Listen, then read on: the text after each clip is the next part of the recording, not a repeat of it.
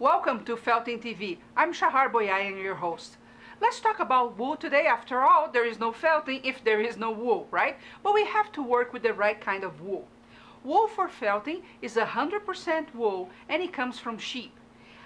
Very important for you to understand that, because or else you wouldn't felt.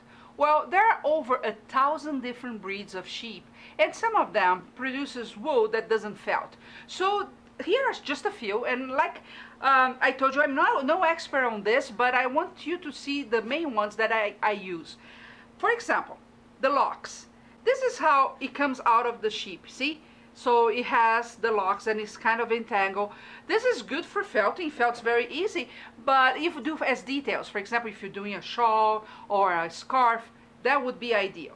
Then you have the core wool. The core wool comes with a lot of plant matter, so it's not good for finishing whatsoever, but it's very good for felting, because you see, you cannot see which way the fibers are going, so it's perfect for felting and to do the core of your pieces, for example, sculptures and things like that. On this garden, for example, the inside here is actually all made of core wool, and then I put some other types of wools here to make the garden.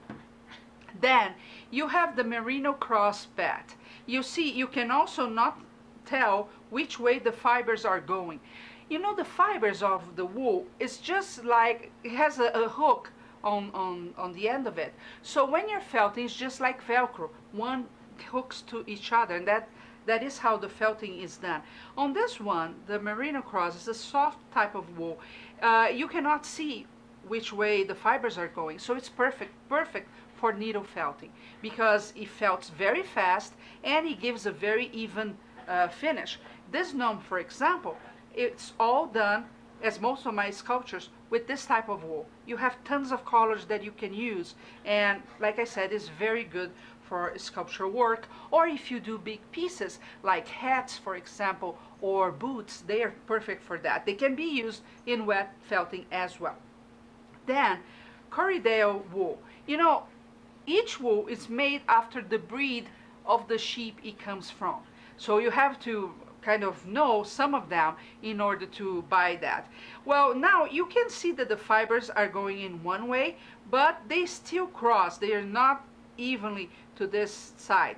Very good for felting, and tons of colors out there. Most of your wool you will have to buy online, since there are very few stores that carry wool for felting. There are some knitting stores that do, but it's easier if you go online. And then a very popular one, the Merino top.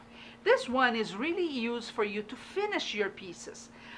It's straight, it's very soft, so if you're doing, you know, any wearables, that's one that you want to use. And like I said, to finish your pieces, like if you're doing a miniature dog, for example, you're going to use this to cover the dog, for example. When you're doing needle felting, because the fibers go all in one direction, you will have to play with it a little bit, you know, to have the fibers going in other ways, or else it gets hard to felt. For wet felting, on the other hand, is perfect, and they are gorgeous and so good when you touch. And another one is the silk blend. I love this one. If you're doing art dolls, for example, that would be perfect to make the vest or the dress out of this. You can see that there is a blend and there is some shine to that. So it gives, you know, that shiny look that you really love. I have this fairy here. This fairy is done with the Merino cross, but if you see, the t-shirt that she has is also silk blend, and you can see some shine to it. Of course, it's just a small piece, but you can see that. So these are the basics. Of course, depending on where you live, you have other types of wools that you can use, because there are different breeds of sheep out there. But here in the US, these two are very popular, the Merino cross and the Merino, and of course the silk blend you can find anywhere as well. So this is a little bit, so now what you have to choose is, okay, do I like more needle felting or wet felting? So if it's needle felting, you know you need stock of this type. If it's the wet felting, you can go a lot with the Merino top. So you have some decisions to make. I'll leave you to that, and I'll see you next time.